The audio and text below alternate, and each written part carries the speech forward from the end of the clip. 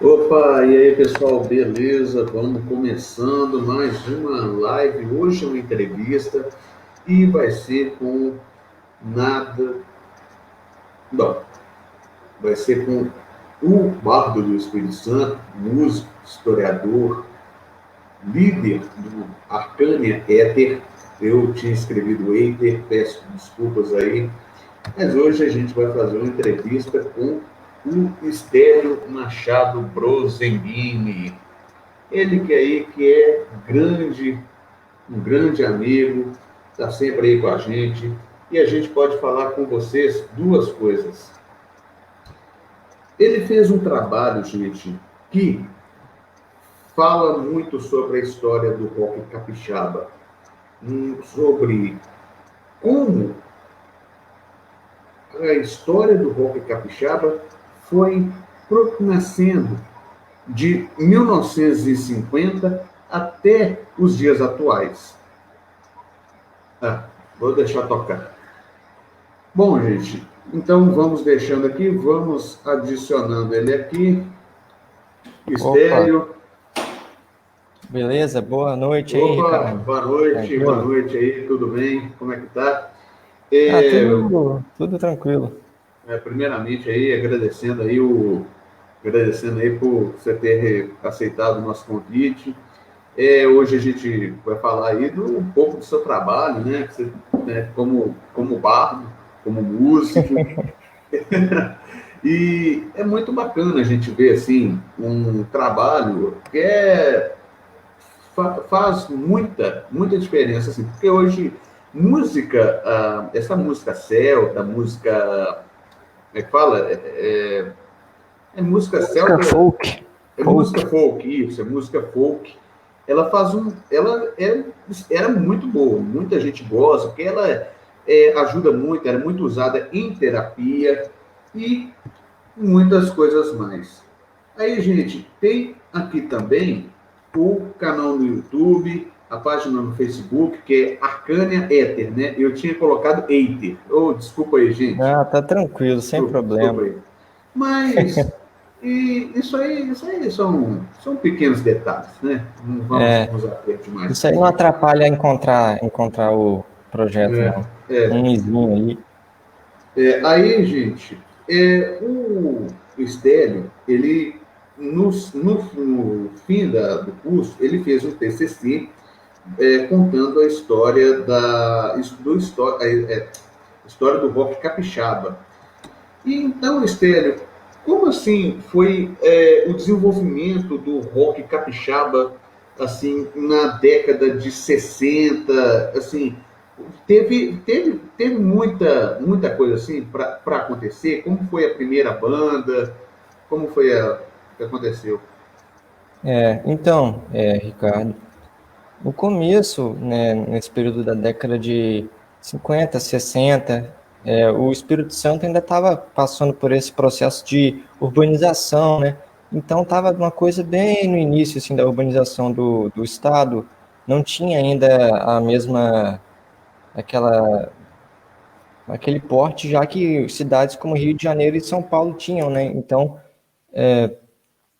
era uma coisa mais bem precária mesmo, né? Esse movimento de rock brasileiro, né, como um todo, em âmbito nacional, ele vai se inspirar muito ali naquelas bandas que estavam despontando na década de 50, 60, né? Você pegar ali na década de 50 o Elvis, né? Essa turma aí do Elvis e tal, que vai vir com essa influência do riff e blues e do country, né? Essa primeira geração do rock and roll, né? E aí vai começar a ter esses primeiros artistas que vão fazer no Brasil meio que imitando, assim, né? Fazendo bandas de baile e tal, né? E depois da década de 60, essa influência dos Beatles, dos Rolling Stones, essa invasão britânica aí das bandas de rock. Isso tudo vai influenciar essas primeiras bandas do Espírito Santo na década de 60, vai começar com a TV Vitória, né? A TV Vitória, ela tinha um programa que passava essa música aí do essa música tocava até em bailes, né, dos Beatles, Rolling Stones, etc. E vai ter as primeiras bandas, né?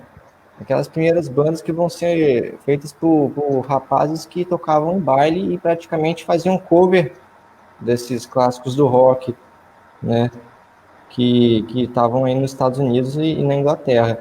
Até que também a gente tem que considerar que aquele contexto da ditadura militar, né, que a gente tava vendo, então não tinha como você fazer muita contestação, né, artisticamente falando.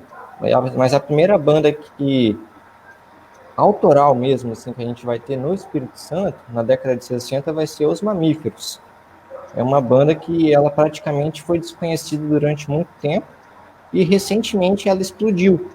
É uma coisa da década de 60 que de pouco tempo para cá todo mundo passou a conhecer, mas ela foi a primeira banda, né, de música autoral de rock mesmo do Espírito Santo, né? Inclusive eles eram meio que um coletivo de músicos, né? Tinha ali o Coimbra, né, e vários outros músicos da época e poetas que eles se juntaram ali e estavam começando a fazer uma música de protesto, uma música também que tinha uma influência da geração beat, né, do Allen Ginsberg, esses caras, poeticamente falando, assim, né, e eles vão ser uma banda que veio para chocar. Porque o que acontece, Ricardo? Os caras, eles vinham com maquiagem pesada, com figurino extravagante, assim, cara, só para você ter ideia, antes do Kiss e dos Secos e Molhados usar maquiagem, os Mamíferos já usavam, já se apresentavam com maquiagem, cara. Foi a Que primeira banda, doido, velho. a primeira banda que tem registro no Brasil de se apresentar com figurino mais teatral, assim, com maquiagem e tudo, com o rosto pintado, foi os Mamíferos, aqui do Espírito Santo. Eu acho que se não posso afirmar que eles serviram de influência para o Ney Mato Grosso, mas que eles fizeram isso antes, eles fizeram. Foi a banda Os Mamíferos. E assim, como todo rock, né, o rock na década de 60 e 70 tem. Eu esqueci o nome do historiador inglês, acho que foi o Peter Buck que falou isso. Na questão da história cultural, o rock ele vai contestar muito essa questão do tradicionalismo, porque tem uma amiga minha, que ela é socióloga, ela falava uma coisa que é muito, muito curiosa. Assim, ela falou que na década de 60 o povo era conservador. Na década de hoje, 2010, 2020, o povo está sendo reacionário. O rock ele foi um movimento de contestação, tanto quanto social e cultural, sociocultural, assim, melhor dizendo. Ele foi um movimento da contracultura. Aí no Espírito Santo também houve esse movimento da contracultura. Então, o que acontece, né? Se a gente dar uma contextualizada, né, para o pessoal que está assistindo a gente aí de casa, né? Esse movimento da contracultura, né, da contestação do rock, ele tem muito a ver com aquele contexto histórico que você vai ter ali após, naquele período de Guerra Fria, né, aquela coisa, dicotomia do União Soviética e Estados Unidos, né, o mundo dividido, bastante dividido, né, nessa polarização, e os jovens, né, principalmente dos Estados Unidos e da Europa, eles estavam vivendo num contexto em que a classe média tinha muito mais possibilidade de consumir, tinha muito mais informação do que antes. Esses jovens aí, os baby boomers e tal, eles passam a contestar a sociedade de consumo que eles viviam e também passam a contestar tanto o mundo capitalista quanto o mundo socialista, né, que começa a ser também, como que eu poderia dizer, começam a aparecer debaixo dos panos os crimes do regime stalinista e também começa a ter toda aquela questão ali do imperialismo norte-americano e os jovens da época estavam protestando contra isso, né, na década de 60, década de 70, esse movimento hippie, né, a contracultura, e o Power Flower, né, você vai ter vários festivais de protesto como o Woodstock, esses jovens estavam protestando contra a corrida armamentista e tudo, né? Daí que vem a contracultura. Protestavam contra os valores vigentes da época, contra o status quo, né, da época. Várias dessas bandas, né? se manifestavam artisticamente, tanto que até então nunca a música foi tão importante, né, ideologicamente, culturalmente falando, antes, né, desse movimento do boom do rock na Europa e nos Estados Unidos e no mundo inteiro. E esse movimento da contracultura vai influenciar muito a Tropicália, né, o Caetano Veloso, o Gilberto Gil, os Mutantes, né, aqui no Brasil, e esses caras vão influenciar aqui no Espírito Santo, vão influenciar os Mamíferos e outras bandas da época, mas principalmente na década de 60 é os Mamíferos, né, porque não tinha muita banda aqui que fazia um som autoral. Então, se houve uma contracultura no Espírito Santo, ela começou com os Mamíferos, né, tanto que depois da década de 60, você vai ter meio que um momento meio que não se teve muitas Conturbado. bandas, meio conturbado na década de 70 aqui no Espírito Santo, não teve muita banda aqui. O movimento ressurge só na década de 80 e 90. Teve na década de 60, parece que na década de 70 dá uma decaída, e depois ressurge na década de 80, né, aqui no Espírito Santo. Mas se a gente pudesse falar de contracultura, no período da ditadura, na década de 60, com os Mamíferos e outras bandas que também tinham aqui. Mas, também uma coisa muito importante que pouca gente sabe, que eu não sabia até antes de eu pesquisar, é que em 1971 teve em Guarapari o primeiro Festival Nacional de Rock, em Guarapari, aqui no Espírito Santo. Veio Tony Tornado, veio Van Lins, Luiz Gonzaga, veio vários artistas da Que MPB legal. também, e que eles foram chamados para vir para cá, né? E os Mamíferos estavam no meio, né? Lógico, claro. E aí, nesse festival, o que aconteceu? A prefeitura depois, o pessoal que estava organizando, não quis pagar o cachê dos músicos, e aí vários músicos não quiseram vir mais. O festival meio que quase deu errado, assim, né? Mas ele aconteceu. E foi uma coisa muito importante, né, para esse movimento aqui cultural e de contestação, né? Tentaram intervir, teve uma intervenção militar ali no festival, mas ele acabou acontecendo, foi uma coisa um marco histórico aqui no rock e na cena artística, tanto em âmbito nacional quanto em âmbito local do Espírito Santo. Foi uma coisa assim bastante tensa, né? O tensionamento também, como na questão política, né? Muita das coisas, isso que eu acho engraçado da ditadura militar, ela foi autoritária, mas ela não foi totalitária. Muita gente confunde isso.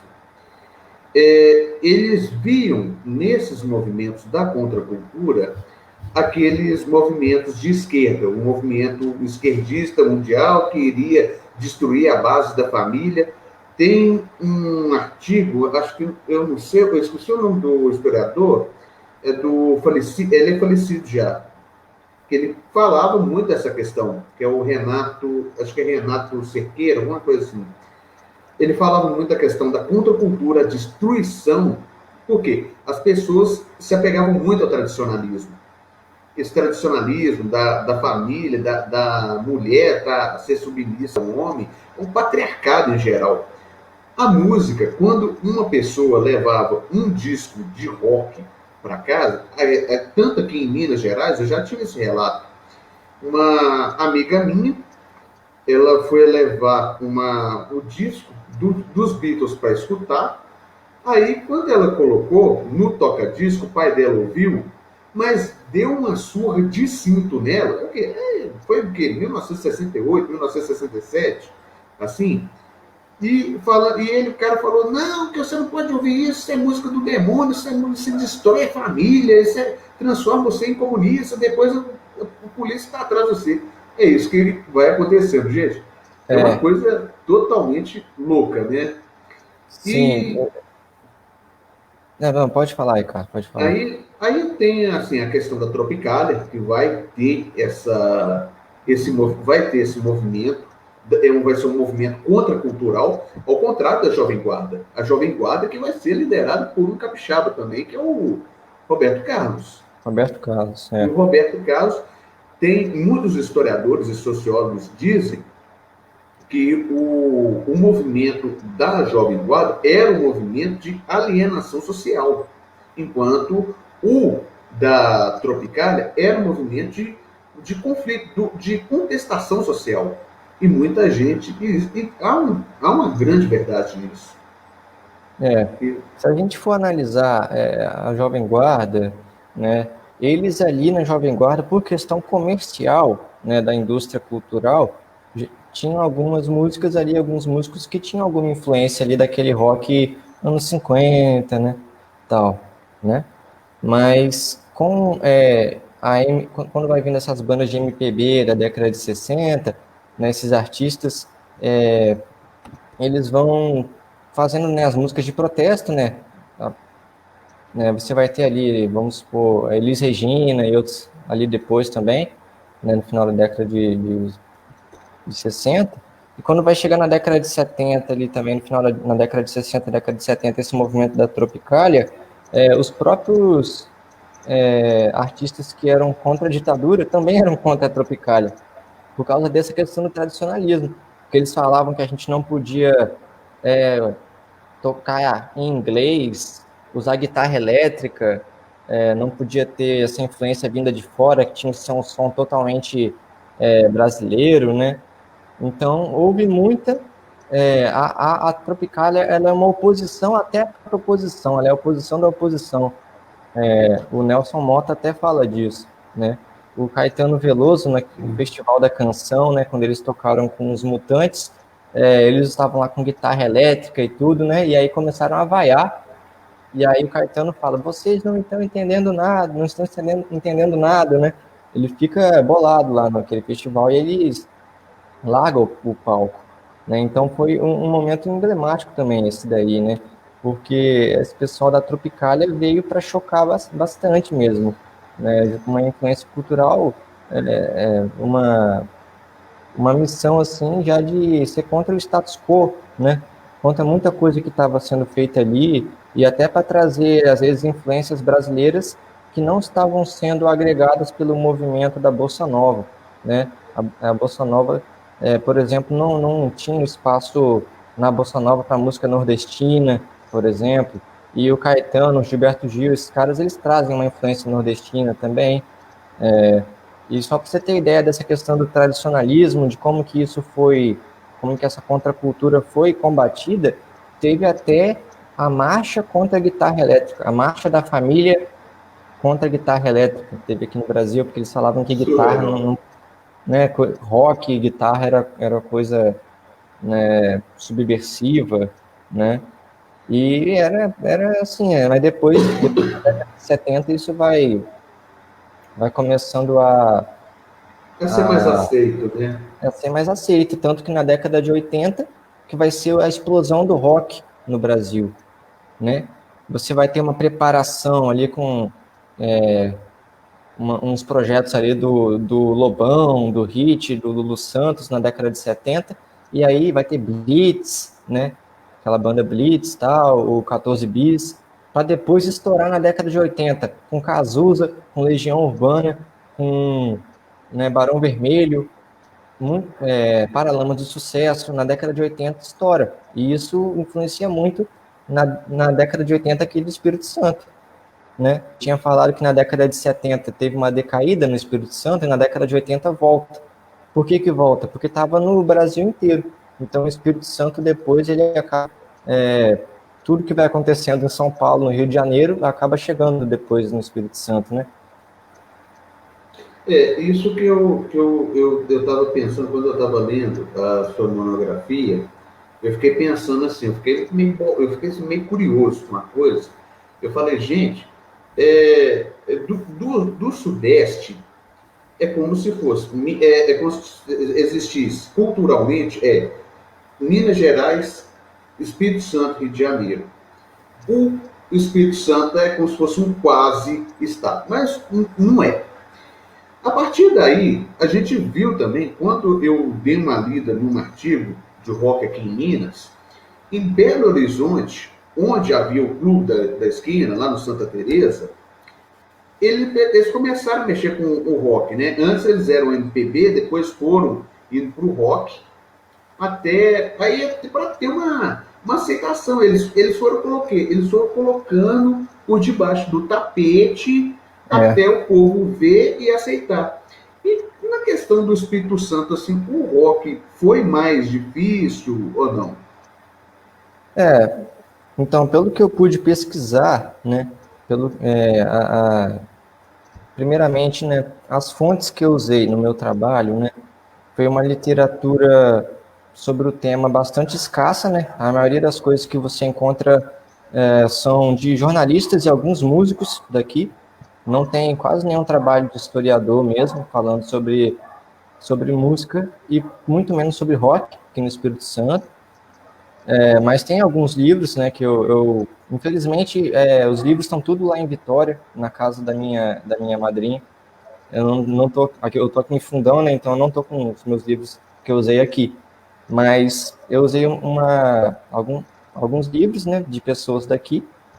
Eu utilizei também o audiovisual, que foram 3 documentários que você consegue até encontrar no YouTube. Um documentário foi feito até pela Prefeitura de Vitória, que foi Uma Volta na Lama, que fala da história da Rua da Lama e como que em volta da Rua da Lama, né, teve essa cena cultural e musical em volta da Rua da Lama, né, em Vitória, e como que isso influenciou para as bandas também. Nesse documentário, eu usei esse documentário, usei também o Ilha do Rock, que é um documentário que entrevista várias bandas da época, da década de 90, né? E um terceiro documentário que foi Histórias do Rock Capixaba, né? Também vai entrevistar várias pessoas e contar muita coisa aqui da cena cultural local, né? Esses 3 foram fontes que eu usei e também utilizei do método da história oral, né? Eu entrevistei algumas pessoas, né? Entrevistei até o Márcio Vaccari, da banda Lordose para Leão, né? O grande Márcio Vaccari, né? E foi muito legal as entrevistas, eu descobri muita coisa, mas o que eu percebi, voltando para o central do que você perguntou, como que veio o rock aqui, se era difícil, é que sim, aparentemente era muito mais complicado do que em São Paulo, Minas e Rio de Janeiro. Primeiro por ser um Espírito Santo já ser um estado mais, talvez, provinciano, né? É uma coisa bem mais tradicional, assim, né? Não tem, o contingente populacional também é bem menor, então para você conseguir juntar gente para um evento é mais difícil, né? A questão da urbanização ainda não estava tão urbanizado nessa época, estava começando a urbanizar, né? A se modernizar, o, o estado e a capital, Vitória, né, Vila Velha, Cariacica, etc. E você pega, se você for ver essas bandas, né, eram todas pessoas de classe média baixa e classe média alta, que eram rapazes ali que gostavam de rock e às vezes tinha alguém da banda tinha uma condição, né, econômica melhor ali e comprava guitarra, comprava um baixo, uma bateriazinha, Pinguim, o nome da bateria era Pinguim, a melhorzinha. Tipo uma redondinha, meio quadrada, arredondada, eu sei que Era a melhor que tinha na época, assim, aí você tinha uma loja só de música aqui em Vitória, que era a loja Calmon, existe até hoje, só tinha uma loja de instrumento e 2 lojas de disco, né, que era a discoteca do Golias e a discoteca do Messias, né, até hoje. E aí eles conseguiam o disco deles lá e a referência era o que eles conseguiam encontrar nessa discoteca, nessa loja de disco, né? Eles trocavam fitas, né, fita cassete com outro para gravar música, né? E faziam essas bandinhas, era uma coisa bem precária, né, no começo, bem precária. Não era difícil, né? E não tinha público. Mas com o tempo, com a década de 80, isso vai mudando, né? Porque começa a fazer sucesso ali o Paralamas, começa a ter essas bandas, e aí essas bandinhas daqui começam a se despontar. Só que se teve 2 bandas que a gente pode citar no Espírito Santo, né, no começo da década de 80, que tiveram maior destaque, foi a banda Thor, que era a banda dos metaleiros, né? Essa aí é do Fábio Boi, né? A banda do Fábio O Boi. Fábio Boi. O Fábio Boi, eu já vi ele tocando aqui, foi no Gamileira. Aqui em Legal. Belo Horizonte, ele já tocou aqui. Eu não lembro, acho que foi em 2007, 2008. Eu estava estudando, estava no tempo da faculdade. E eu vi ele tocando, mas eu não fui. O Fábio Assim, Boi, cara, eu acho que hoje ele tá morando no exterior, se eu não me engano, ele tá nos Estados Unidos. E teve nessa banda Thor, dessa banda Thor, depois viria a surgir a banda Porrada, que foi uma banda de metal extremo da década de 90 que fez sucesso lá na Europa. O CD deles ficou famoso na Europa, os caras nunca nem tocaram lá, só pra você ter ideia, né? Teve essa banda aí Porrada e também teve a banda The Rain, né, que foi o Fábio Boi e outros caras dessa cena que fizeram a banda The Rain na década de 90. E posteriormente a banda do Dodão Leite, que era da banda Pó de Anjo, ele também fez um projeto com o Fábio Boi também. Você tem que pensar que esses caras dessa cena, eles fizeram várias bandas entre eles, né? Tinha algumas desavenças ali, mas muita coisa lenda também que se falam aí das desavenças. Falam da desavença da banda Pó de Anjo com a banda Thor, que foram as duas maiores bandas, né, do Espírito Santo nessa época, assim, foi a banda Pó de Anjo e a banda Thor. Mas a banda Thor era uma banda mais para o público do rock pesado, do metal, e o Pó de Anjo era aquela coisa mais influência do Duran Duran, do The Cure, um rockzinho mais leve, né? um rockzinho mais leve, assim. Só que a banda Pó de Anjo era uma banda que tinha empresário, que tinha técnico de som, eles tinham todo um aparato, né? Eles até chegaram a tocar em outros, ter reconhecimento fora do Espírito Santo, né? Tocar fora, né? Foi a banda que mais se despontou, foi a banda Pó de Anjo, que mais se despontou na década de 80. E para quem não sabe, assim, tem um pessoal aqui que está assistindo a gente, já estão aqui com uma marca de 25 pessoas. Legal. A gente está aqui. Pó de Anjo, pessoal, era uma droga. E essa era uma droga que foi, assim, ela foi terrível. Ela foi pior que o crack nos Estados Unidos e na região, foi nos Estados Unidos, Canadá. Isso foi uma droga que matou muitos jovens. E ela, eu não sabia que tinha uma banda com esse nome, né? O Pó de Anjo. Tinha.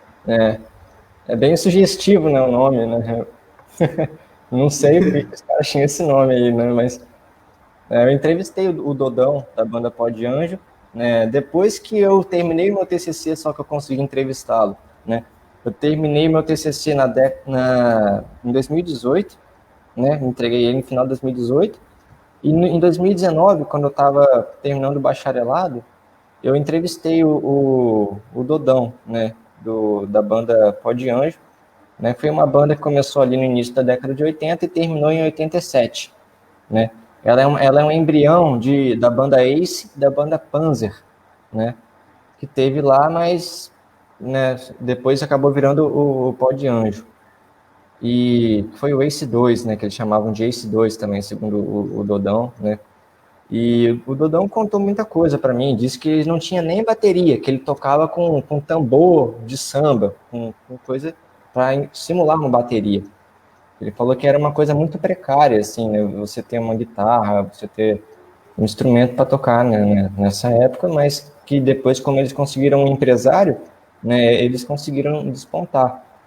E eu fiz duas entrevistas com o Dodão, uma foi na casa dele,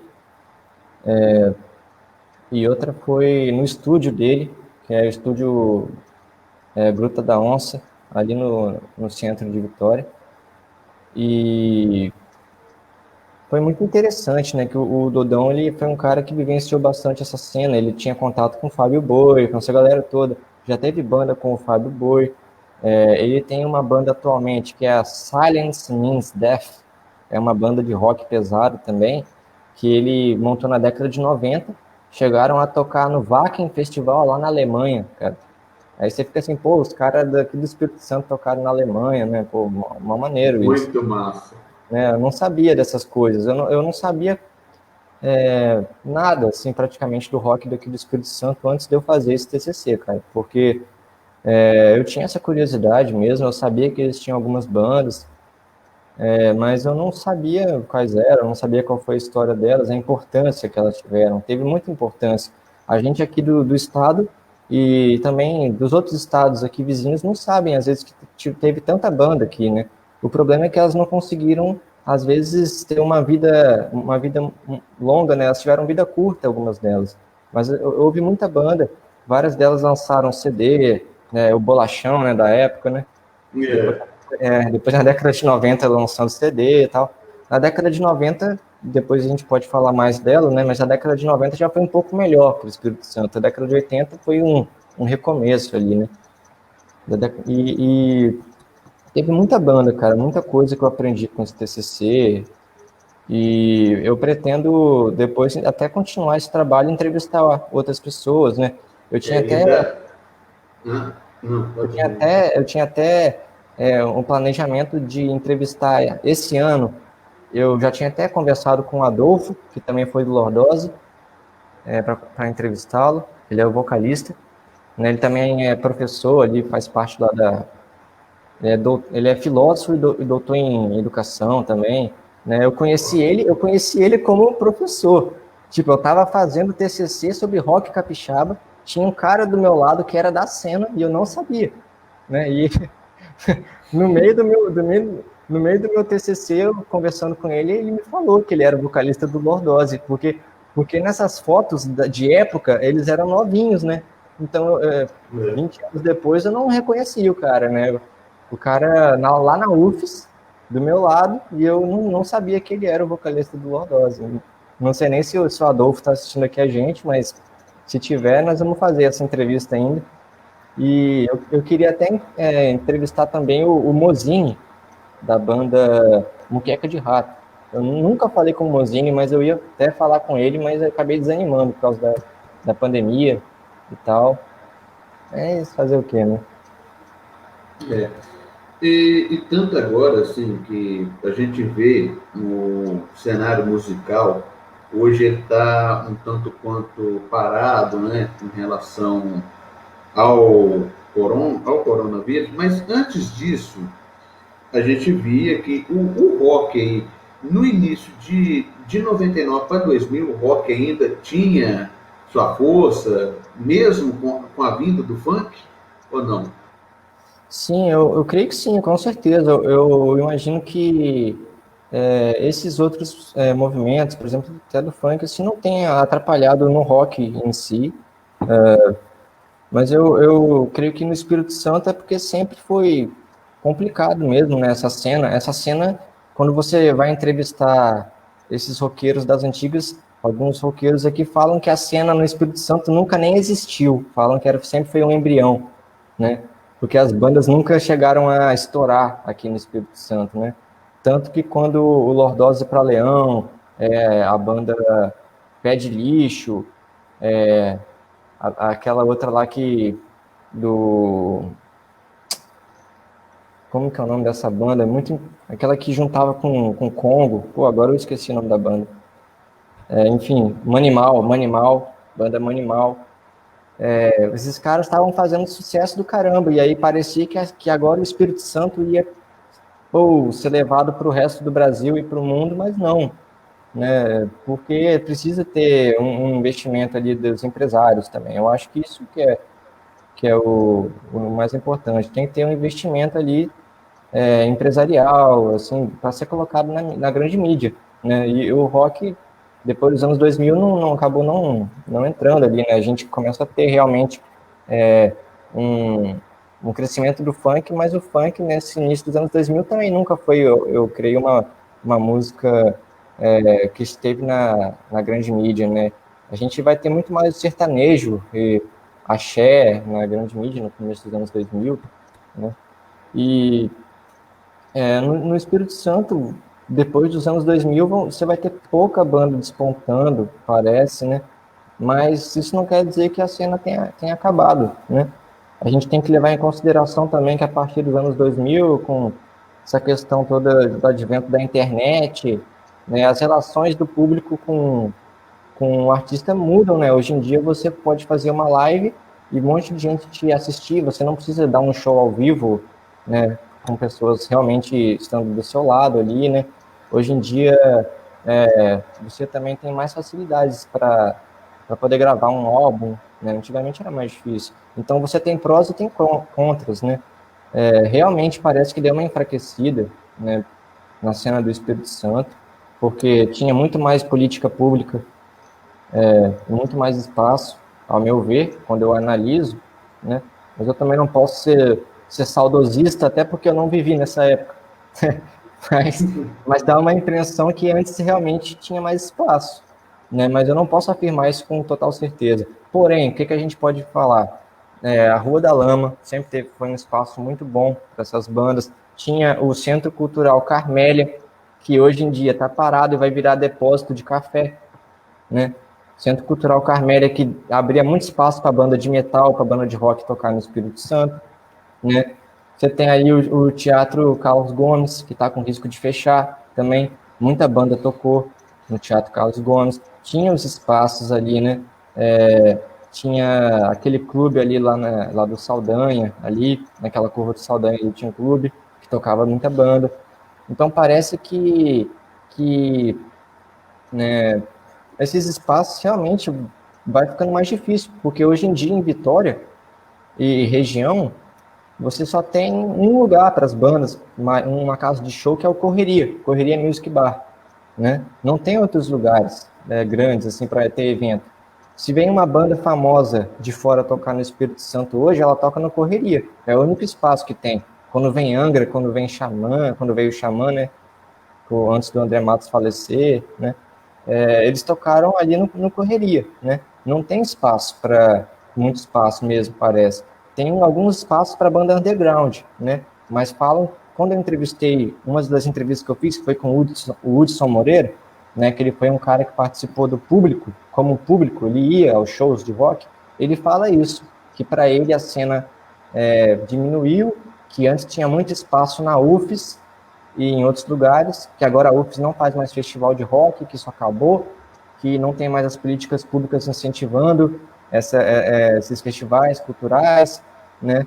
E que praticamente isso está se esgotando realmente, e que são menos bandas que ele não vê mais, que antigamente tinha uma cena de metal underground, de metal extremo, né?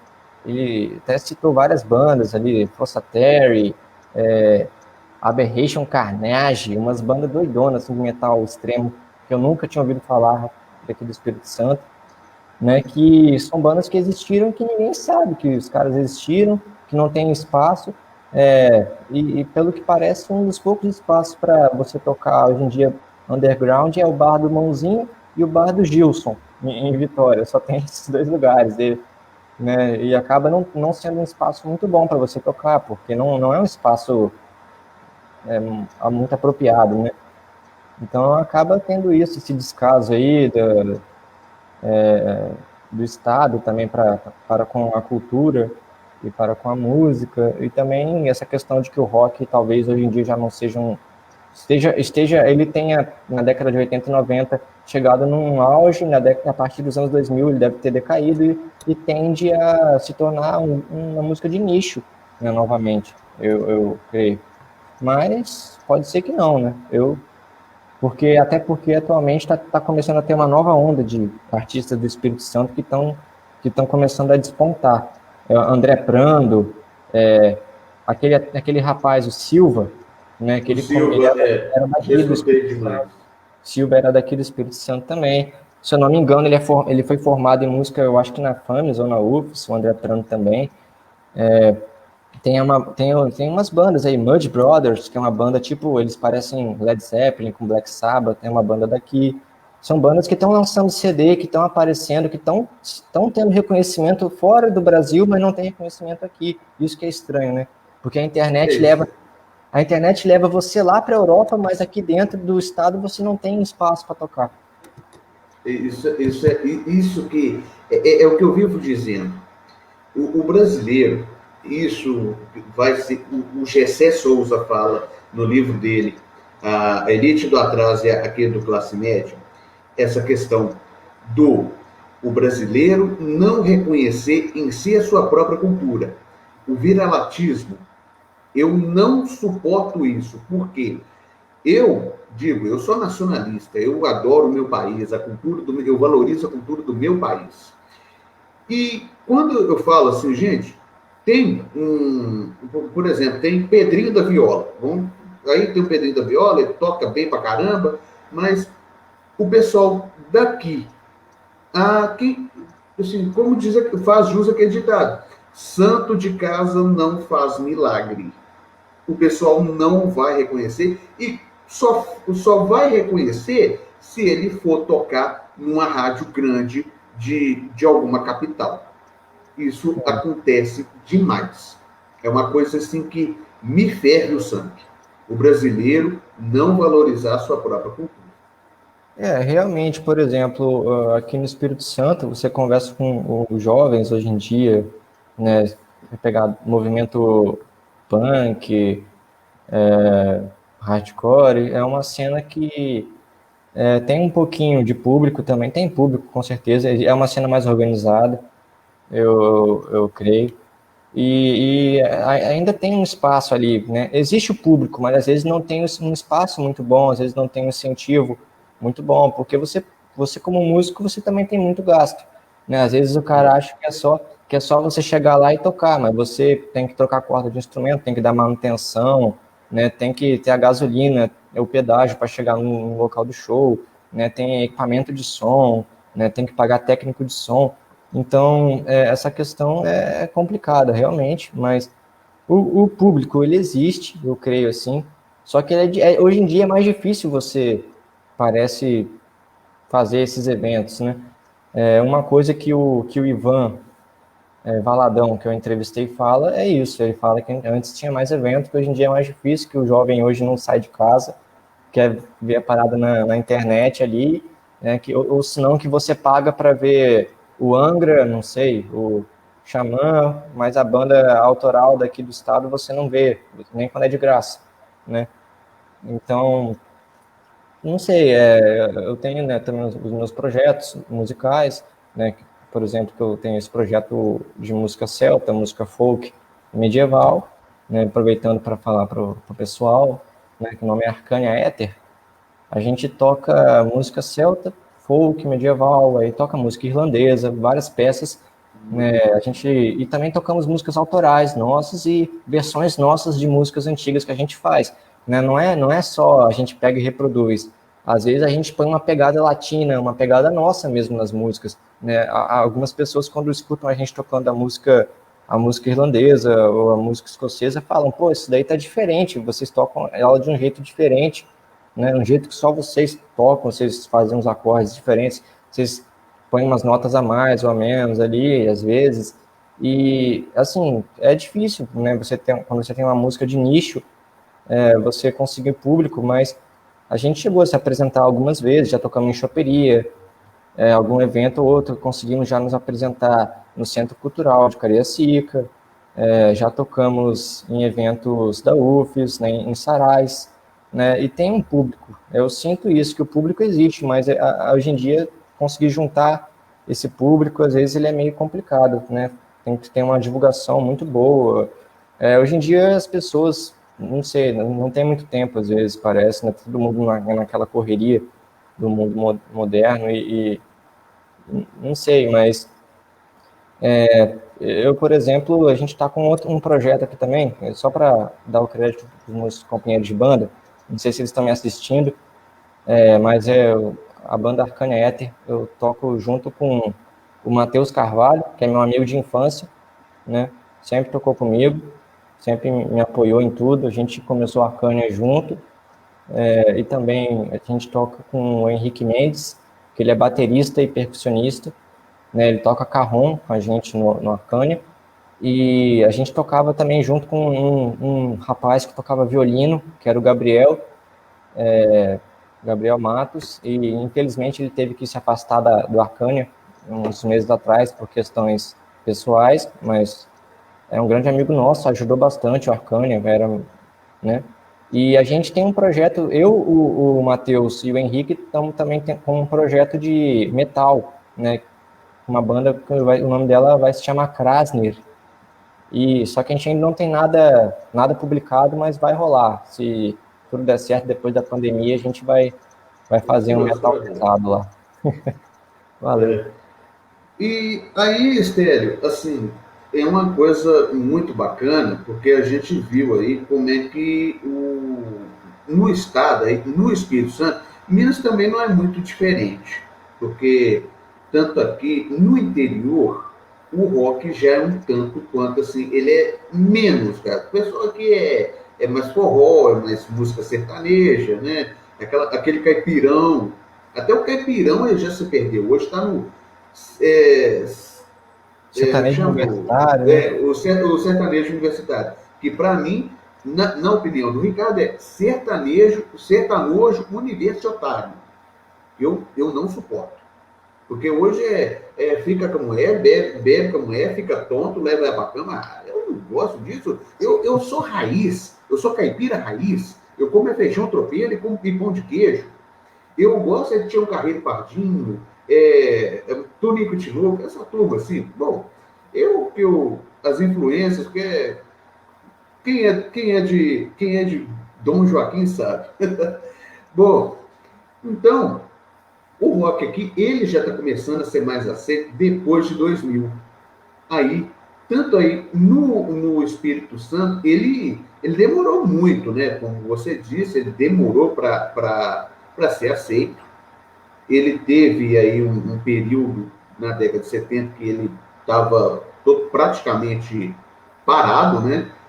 E aqui em Minas nós tivemos um movimento que não deixou o rock morrer, que foi o Clube da Esquina, que tem até uma amiga minha que o TCC dela foi sobre o Clube da Esquina, que como eles reativavam a música, tanto o Belo Horizonte como o Mineiro. Ah, não, gente, a gente não pode esquecer do rock, a gente não pode esquecer da MPB, que tinha o Fernando Brant, que era muito meu amigo, conheci ele, foi em 2012, eu tive 4 encontros com eles, que a gente conversava muito, mas infelizmente ele veio a falecer de câncer, e ele me falava muito disso, ele me falava sobre essa questão de que o brasileiro é aquele que dá valor a um certo momento, depois ele joga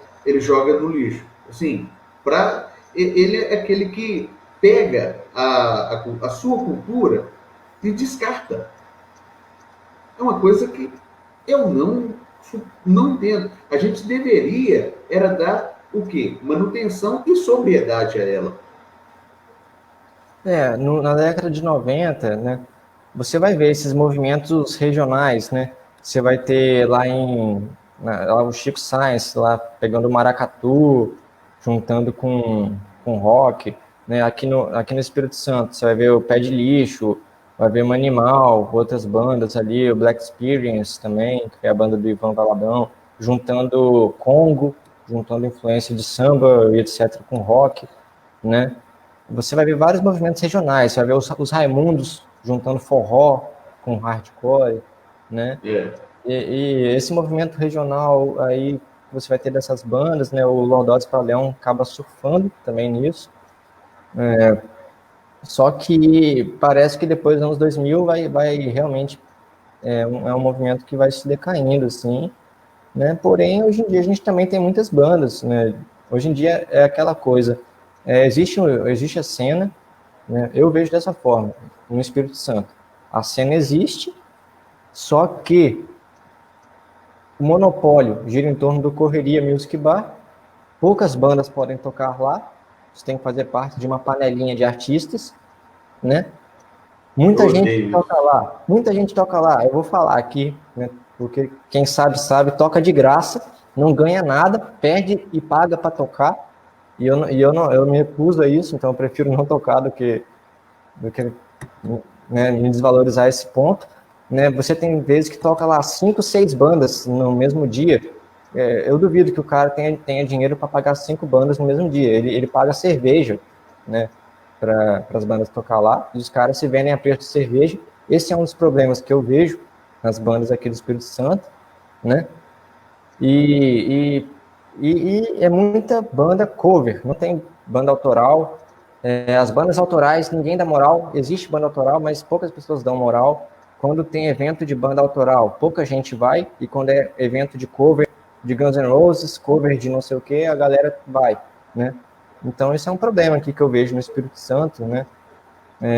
Quando é gente de fora e quando é banda autoral, quer dizer, quando é gente de fora e quando é banda cover, o pessoal vai, né, nos eventos ali, correria e tal. Mas poucos eventos tem para banda autoral. Na UFES tem alguns eventos para música autoral, mas aí fica restrito ao público da UFES, porque a UFES é uma bolha. Infelizmente, você não consegue chamar muita gente de fora, né? Tá tendo um evento às vezes na UFES legal e nem o pessoal dentro da UFES sabe que está tendo, né? A divulgação é um problema também. É, Enfim, eu vejo dessa forma. É um público que existe, mas talvez se tivesse uma união maior entre os músicos, uma cena mais unida e um incentivo maior das políticas públicas na questão cultural, talvez fosse uma coisa que iria despontar e gerar bons frutos, né? Porque existe muito músico, muita banda boa no Espírito Santo que pouca gente conhece, né? é. Mas falando da UFES, assim, já estou indo para a última pergunta. A UFES, ela é um fator, assim, vamos colocar o fator UFES, foi que colocou muitos músicos também, como aquele Paulo Sérgio, acho que foi Paulo Sérgio, a Nara Leão, porque a Nara Aham. Leão, ela se apresentava demais na UFES, porque eu tenho uma amiga aí, ela mora em Vitória, ela falava que a Nara Leão, antes dela começar, antes dela se tornar a Nara Leão, ela tocava muito na UFES e ela tinha uma voz muito aveludada, uma voz muito redonda, e ela tocava bastante. Foi da UFES também que saíram muitos cantores, né? Muitos artistas, assim, cuja versatilidade era de espantar qualquer artista paulista e fluminense. Os artistas capixabas não deixavam por menos. Isso é uma coisa muito bacana. Se você for ver, tem muito artista capixaba, né, que quando começa a despontar, o que que ele faz? Ele acaba saindo, ele vai para São Paulo, vai para o Rio, ou até para Minas, né? Porque o cara Sim. sabe, assim, que aqui dentro talvez ele não vai crescer, né? Então é uma coisa que muita gente faz. Você pega, por exemplo, aquela banda Super Combo, né? Eles são pessoas que começaram aqui no Espírito Santo, 2 membros, eu acho, dessa banda, o embrião da banda. O Dead Fish começou aqui no Espírito Santo, eram pessoas aqui do Espírito Santo. O nome da banda era Skate Dive, depois mudou para Dead Fresh Fish, depois para Dead Fish. Então, eram os É. caras daqui, Escutei né? demais. E foram para fora. Muita gente nem sabe que a banda é daqui. E por exemplo, né, o Silva, que eu já citei, né? Algumas pessoas até falam que se o André Prando não fizer o mesmo, ele vai acabar morrendo aqui, né? Eu não sei, eu gosto muito do André Prando, sim, do trabalho dele. Já tive a oportunidade de conversar com ele algumas vezes, e é um cara muito gente boa, um músico excelente, assim, tem músicas ótimas. E ele é um desses caras, dessa nova cena cultural. de- eu encaixo ele como uma nova onda do MPB e do rock espírito santense, assim, ele tem muita influência do Sérgio Sampaio, do Raul Seixas, né? E o Espírito Santo, uma coisa curiosa que eu gostaria de falar, muita gente fala, já que eu toquei no Dead Fish, muita gente fala que o Espírito Santo é uma banda, quer dizer, é formado por muita banda de hardcore, é a terra do hardcore. E isso era uma das minhas preocupações no meu TCC. Eu queria saber, por que o pessoal de fora fala isso? Né, eu tenho até um amigo aí de Minas Gerais, aí de Contagem, que é o Davi, da banda, Nossa, ele é da banda Escória. Se ele estiver assistindo a gente aí, mandar um salve aí pro Davi.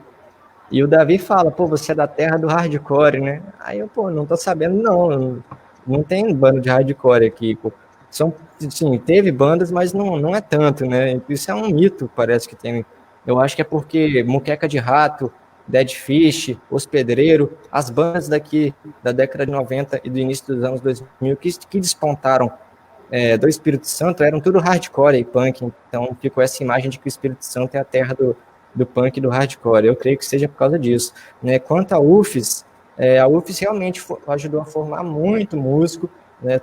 Tinha os festivais, né? O Fest UFES, né? Que teve o primeiro, se eu não me engano, foi em 1981, né? Muita banda se aproveitou disso, e depois teve outros, e várias pessoas, vários artistas que se despontaram no Espírito Santo tocaram na UFES, e às vezes tocam até hoje na UFES, de vez em quando tem algum evento, né? Alguns anos atrás, Lordose tocou na UFES também, se eu não me engano. E é isso, a UFES é um grande centro cultural que parece, né, que está também acabando, porque quando eu entrei na UFES, eu vi alguns shows de banda com palco montado mesmo, e agora não tem mais, né, no final, assim, nos 2 últimos anos de UFES eu não vi mais isso acontecer, parece que está cada vez diminuindo, né, isso é uma visão que, quanto a essa cena da UFES, os três entrevistados que eu entrevistei para o meu TCC concordam nisso, que deu uma diminuída mesmo. Isso demais. Muito difícil. Aqui em Minas, aqui eu já falo que isso aqui já é mais o contrário, porque a UFMG, a Universidade Federal de São João del Rei, a UFOP, de Ouro Preto, e elas já são mais assim, elas não deixam, como diz o ditado, não deixam o samba morrer. Eles também não vão deixar a música morrer. Eles estão sempre, sempre ativos na manutenção da cultura. Uma coisa muito assim, uma coisa que eu acho muito bacana. Aí em Minas Gerais, cara, parece que é uma cena cultural muito mais aberta, né? Você vê muita banda aí, cara, muita banda boa, né? Eu fui em Minas, estive em Minas ano passado, lá em Belo Horizonte, cara, para a formatura da minha prima, e lá no shopping eu vi banda de rock tocando, assim, cara, Sim. com um cara até famoso lá do Cifra Clube, que é o Naldão, é um baixista, cara, e tipo, pô, banda tocando, e direto tinha programação de várias bandas de rock, e você pega também a Sepultura, né, várias bandas que vieram aí de Minas, né, tem uma cena bem forte de metal aí, de rock pesado em Minas, e aqui no Espírito Santo, você teve até a banda Sea Christ na década de 90 e primeiros 10 anos dos anos 2000, ali, primeira dessa década de 2000, a banda Sea Christ, eles chegaram a fazer sucesso até fora do Brasil, tocaram nos Estados Unidos, em vários países, cara daqui do Espírito Santo também, né? Lançaram 4 ou 5 CDs, né? Em 2017 lançaram o clipe também, faziam voltar. Mas enfim, é uma banda que você vê que os caras parece que fazem sucesso e somem. Eu não entendo direito. Aqui na cena do Espírito Santo, essas bandas não conseguem se manter, né? É, São poucas que você lembra, né? O pessoal lembra da Sea Christ, lembra do Lordose, lembra do Pó de Anjo, mas muitas acabam caindo no esquecimento. E o meu trabalho foi justamente para isso, para tentar resgatar essas bandas. Tanto que no meu trabalho eu nem falei nem falei para quase nada do Dead Fish, do Muqueca, dessas bandas, porque é banda que todo mundo conhece. Entendeu? Eu queria falar de bandas que foram mais importantes na década de 80 e bandas que a galera não conhecia, né? é. E assim, foi bastante elucidativa, produtiva essa conversa. Foi uma coisa assim que eu tinha muita coisa assim que eu não sabia, que eu não conhecia. E, e foi assim uma coisa. No Espírito Santo, gente, ele tem um certo preconceito geográfico, isso que é um grande problema. O Espírito Santo ele é conhecido como o Acre da região sudeste. Não é. O Espírito Santo, como Minas Gerais, Rio de Janeiro, São Paulo, é um ótimo polo que saiu vários cantores, vários artistas, atores, etc, etc. Como, por exemplo, saiu o Roberto Carlos, saiu a Nara Leão, Sérgio saiu Sampaio.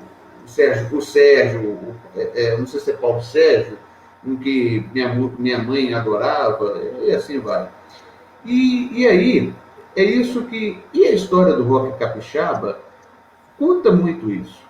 A gente vê a história do rock paulista, a história do rock fluminense, a história do rock de Brasília, do rock mineiro, mas esquecemos do rock capixaba, que também faz parte do cenário cultural brasileiro.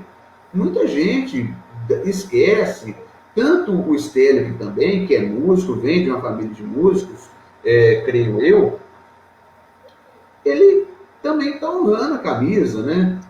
Ele está mantendo a cultura viva. E assim fica muito legal a gente ver esses trabalhos, assim, ele tocando, que eu já vi, tem a página dele, eu vou deixar aqui na descrição. Tem um canal no YouTube, página no Facebook, O canal do YouTube tá parado, tem tempo, né? Atualmente eu tô postando mais no Instagram e no Facebook, mas no YouTube, se você escrever Stélio Bruseghini, você acha bastante vídeo meu também no YouTube. Então tá, deixa eu só escrever aqui. Canal YouTube.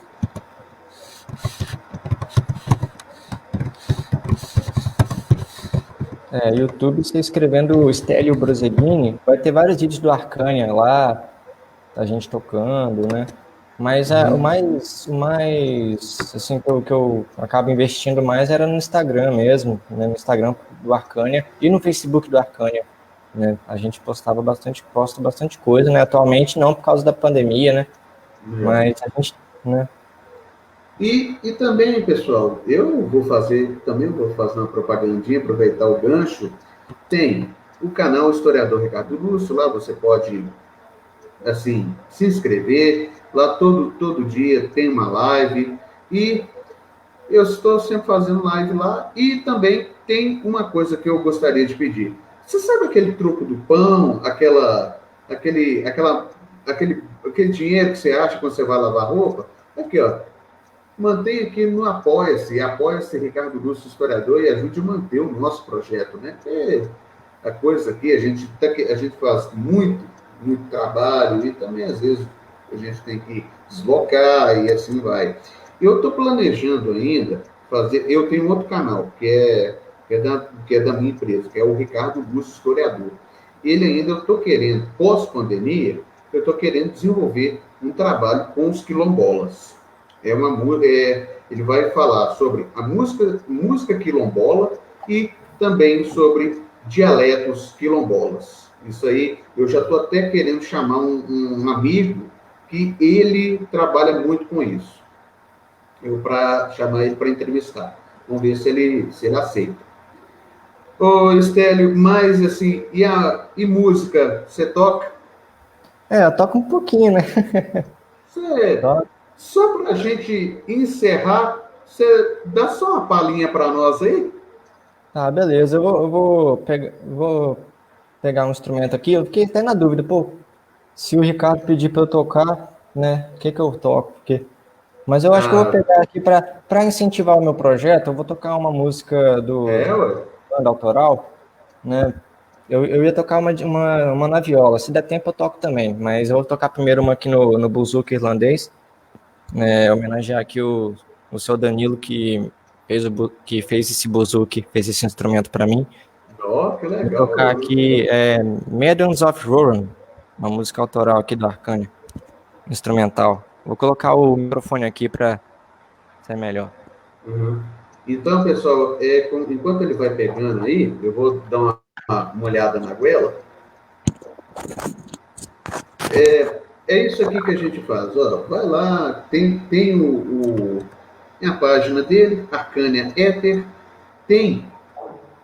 Ele toca muito, lá tem vídeos.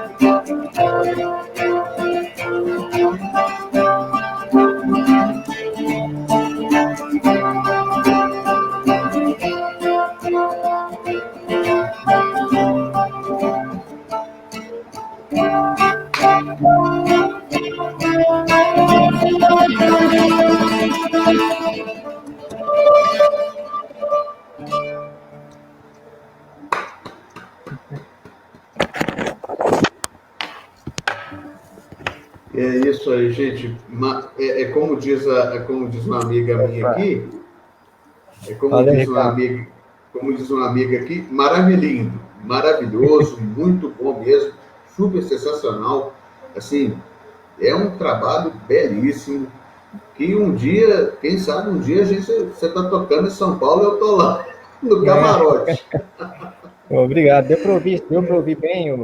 Deu para ouvir bem, saiu bem aqui. Então, pessoal, eu agradeço aí a todas as pessoas que assistiram a essa entrevista maravilhosa aqui com o Estélio, agradecendo a ele mais uma vez por ter aceito o convite, e a todas as pessoas aí que compartilharam, assistiram o nosso vídeo, nosso muito obrigado. E lembrando aqui, tem o nosso projeto, o Ricardo Luz Historiador, o link vai ficar aqui na descrição. Deixando também, vai lá, inscreva, curta, compartilhe o historiador Ricardo Luz, porque lá, todo dia, 5, 6 horas da tarde, estou fazendo uma live a respeito dos acontecimentos do Brasil, mas só que eu sou um pouquinho mais do contra. Eu falo de assunto bem mais diferente do que o povo não fala, eu estou falando. E também agradecendo aí ao nosso grande amigo, o Rafa Brusa, lá do canal Independente, que veio assistir aqui, e tantos outros aqui, como a Lourdinha, o Uriel, que compartilharam e nos deram um pouquinho da sua atenção. A todos vocês, nosso muito obrigado. Né? Valeu. Obrigado. Então, como eu sempre digo, até mais.